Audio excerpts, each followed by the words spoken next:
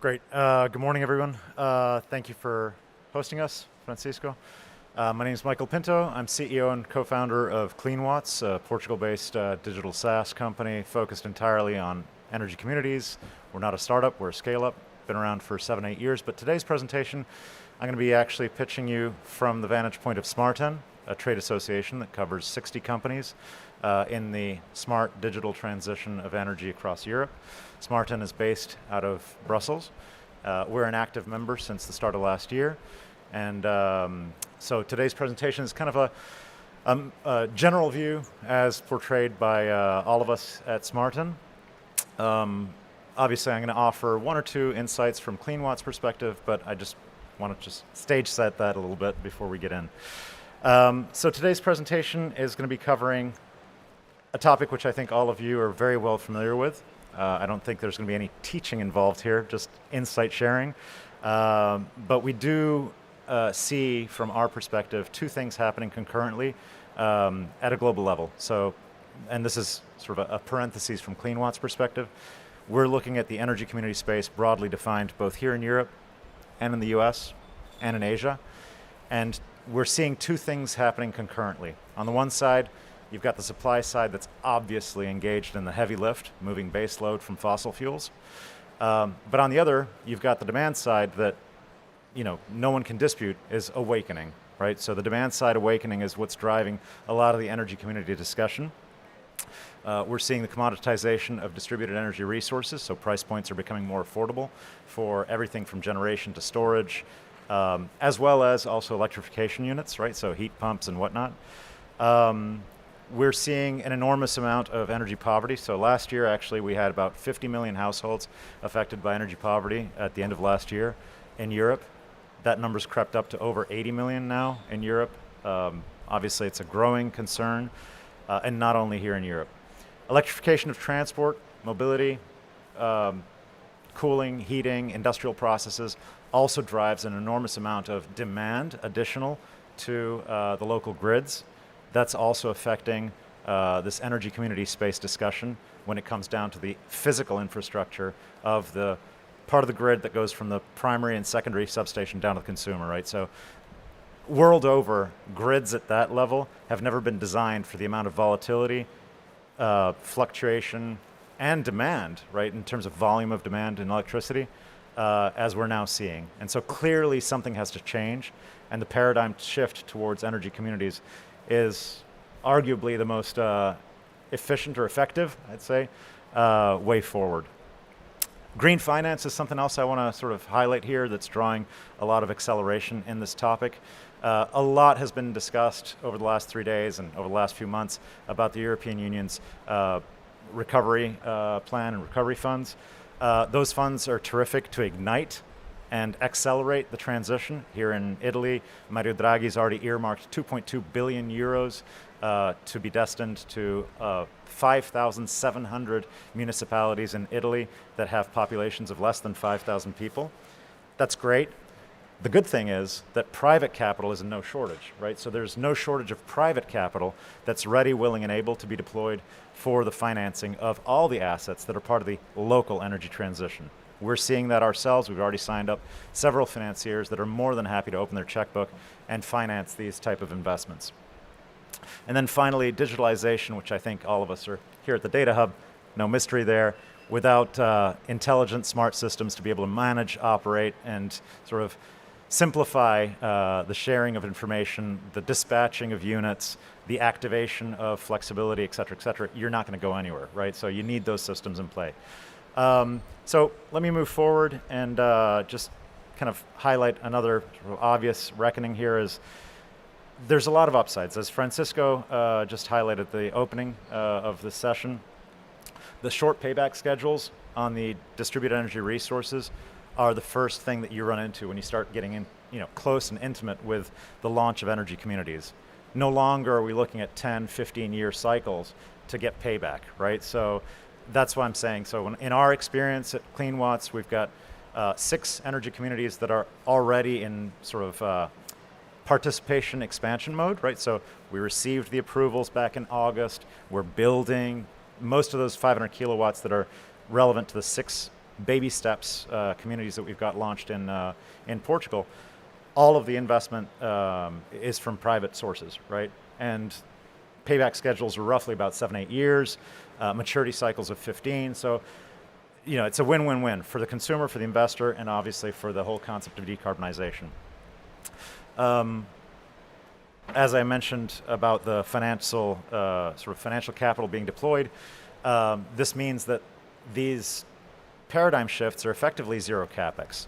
So, our view at Cleanwatts is you got to remove the friction point of financial capital requirement so that the anchor client and the participants don't feel the onus of responsibility to actually put their own capital in play, right? That removes a fairly important stumbling block at the beginning of this journey. And obviously, once you've deployed these resources and you're managing them appropriately to be able to compensate for the ebbs and flows of consumption, storage, electrification, et cetera, what you're actually doing is providing relief to that local part of the grid from having to invest in very costly upgrades of the local grid, right? So you can still extend your life effectively with the current infrastructure without having to dig up roads and put in much more capacity at that level of the grid. So very, very important. In Europe, by the way, these pages were actually submitted to the Enlit team about 3 weeks ago. So a lot has changed. It's a very dynamic landscape. And so as we all know, over the last 24 hours, Italy has finally made their sort of switch to the transposal of RED 2, which is terrific. As you've heard, that 200 kilowatt rooftop is now gone. Also gone in Portugal as of yesterday is the limitation on megawatts, right? So you were looking at 1 megawatt of capacity per user. Now you've got communities that effectively can have as many megawatts as they wish. Here in Italy, of course, the first megawatt is actually privy to the incentives. Everything above that can still exist. You can still build more than 1 megawatt locally. It just doesn't receive the incentives from the PNRR, right? So, but this is great. Also disappearing are the distances, or certainly extending the distances between generation and consumption. And here in Italy, again, the fact that we're now moving to primary substations as the sort of the order of magnitude at which you can operate in terms of geographic radius makes it super palatable. Here in Italy, and I'm going from memory, there are 2,500 primary substations in Italy, whereas there were 55,000 secondary substations. So about a few months back, the concern was that we were going to still be relegated to secondary substation discussions, and it would have been just, it's an ultra fragmented market in terms of approvals and radiuses, et cetera, of these renewable energy communities. So it's terrific to actually see this now lifted up to the primary substation as your point of reference. Moving on. We at Cleanwatts make a big distinction between what we call passive energy communities and active energy communities. So in a passive energy communities, which is usually the first baby step in this journey, the primary sort of benefits or upsides are abatement of local energy cost, efficiency, the installation of battery energy systems, right, storage systems. The jump to active mode, and particularly in a market like Italy, where the markets, flexibility and capacity markets are actually vibrant and healthy, you're able to do a number of different things. Obviously, it's a great place to start getting signals in terms of pricing for flexibility.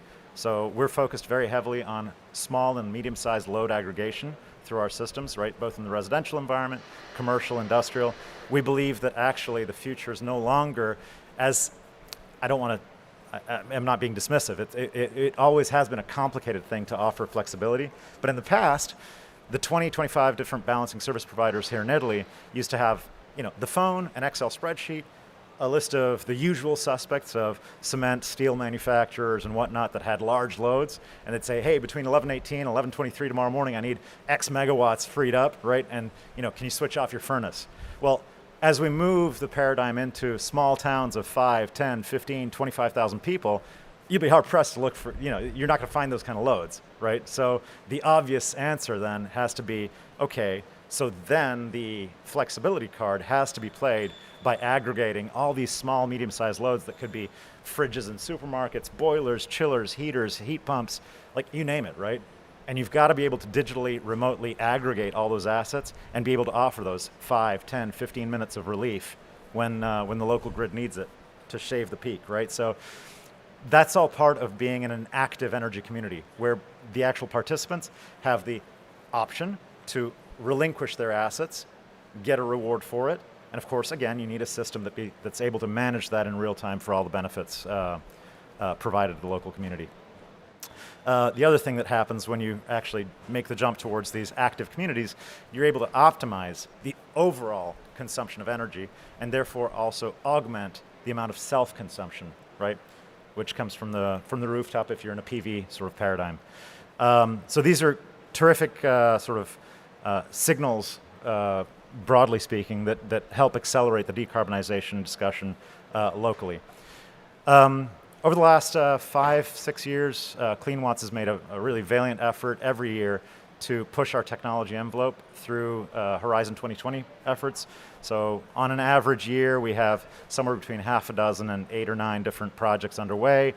FlexUnity is one of them. It's a consortium that we actually lead. It's a consortium comprising almost 10 different players across Europe. And the focus here is on offering surplus sharing in a peer-to-peer trading environment, aggregation of flexibility as a virtual power plant, optimization of the demand side flexibility, and distributed energy resource management. So it's a project that actually covers 2 different locations, one in the UK, one in Spain. Again, these are kind of research projects. I want to make the distinction between that and the kind of stuff we're doing in Portugal and Italy, which is real-world commercial builds. But the cool thing is that all these projects are proving to us and to the other companies in these consortia that this is absolutely feasible. It's no longer a pipe dream. Look, I spent about 13 plus years at General Electric, and 6 years ago there was a division called GE Current, right? And there were lots of discussions, I can assure you, within GE about, the future, about smart grids and et cetera. The compelling case was there. The legal frameworks weren't there, right? The economic units, the unitary economics wasn't there, right? So a lot of things were missing from that discussion 6 years ago. I'm relieved when I see these projects today. I see the real world pilots. I see the real world case studies that are now emerging since August this year. These are real people, real companies, real residential environments that are benefiting from this. And it's terrific to see, right? So it's a real pivot inflection point in this trajectory that started over a decade ago. The enablers, I think it's fair to say that across Europe and really frankly across the world, we feel that the enablers for renewable energy communities are various. Obviously having regional, national, and local policies and legal frameworks is the first starting point. We believe that actually renewable energy communities ought to be unhindered, if you will, in terms of its composition. So we believe that having a good blend, a healthy mix of prosumers, consumers, is the best for balancing and load balancing services. And that covers both commercial industrial, commercial real estate, municipalities, universities, schools, hospitals, residential environments. All those are game for participating in renewable energy communities. I don't think there should be a cap on what kind of participant denotes or plays an important role in the community. Local energy generation and community storage, we believe, can either be fragmented or consolidated into community settings too. So we can have community storage in some cases versus disparate deployment of battery and energy storage in different locations within the community, right? So depending on what makes most sense, typically these things, as I think you mentioned, Francisco, these things require a lot of in-depth analysis. No 2 communities are born the same, right? So you're going to have to take into consideration a lot of different factors to determine what the best solution is for that community. If I just want to race through, I would call out the importance for digitally enabled local services. Look, these things, so there are various stages in the process of launching an energy community in our experience. Obviously the solutioning, the design part That's the sort of the first step. Hey, look, this community could have this anchor client who consumes X amount. The irradiation rates on this rooftop are going to be X, Y, Z, et cetera, et cetera. So that's the start of the journey, defining the CapEx, defining the needs, the infrastructure. The next stage, obviously, is once you've secured approval to launch the community, you're going to start thinking about, okay, well, how do you operationalize all this, right? And the operationalizing it means you're absolutely going to have a very clear line of sight to, once the inflows of invoices come through, like you're actually selling energy as a service, you're going to have to do a fair amount of settlement stuff, right? It's the nitty-gritty operations side of this coin, if you will, where you're going to have to pay the investor, you're going to have to pay the DSO, et cetera, et cetera. And so that's a critical part of the equation. And my last slide really is about the barriers. We've got various barriers that we think we need to work on. Avoiding or delaying reform on local network tariffs is a drag on this. We absolutely feel that imposing limitations on local power, that should be lifted, right? We need both the demand side and the supply side to be acting in concert. And then finally, hindering the deployment of the tools that give access to that data, it's crucial, right? So you need to be able to have DSOs that play ball aggressively to make sure that the data is available and accessible. My very last page, I promise. This is a set of recommendations from our side at Smarten. We'd love to see more harmony. It's already going in the right direction, but between the member states, reduce the administrative process, right, to get approvals. Here in Italy, Italy's making great strides in that direction. Ensuring transparency in terms of locational data from substations, access to timely metering data. And then finally, I would just highlight out of these points the importance to open up flexibility markets. Italy has an advantage, for instance, over Portugal in this respect. Portugal does not have flexibility markets open yet, whereas Italy does. And so we look forward to a moment in time where all member states have the kind of level playing field that this particular construct requires. That's it, ladies and gentlemen, and thank you for your time.